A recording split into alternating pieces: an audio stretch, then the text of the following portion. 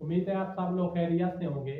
और आज मैं जिस टॉपिक पर बात करने वाला हूँ वो है कि जो सबसे मर्द सोचते रहते हैं कि इसकी अलामात क्या है, मतलब अगर कोई भी इंसान है तो उसमें अगर मर्दाना कमजोरी हो रही है, उसको किस तरह समझ आ रही है कि मतलब मुझे मर्दाना कमजोरी हो रही है या मर्दाना कमजोरी हो चुकी है।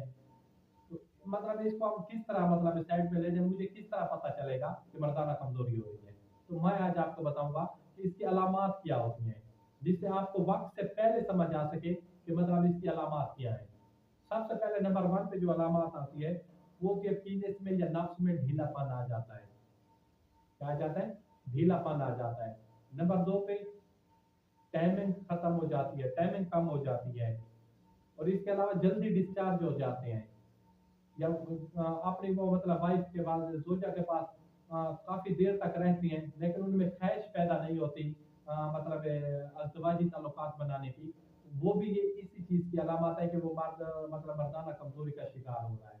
इसके साथ उसके साथ इसमें डिप्रेशन और चिड़चिड़ापन आना शुरू हो जाता है। अगर कोई भी इंसान है उसमें अगर ये अलामत ज़ाहिर हो रही है तो फौरन ही वो अपने वालिद या हकीम के पास जाए, अपनी हालत बताए कि मुझ में ये मसला आ रहे हैं, क्या काम है, मर्दाना कमजोरी का शिकार तो नहीं हो रहा।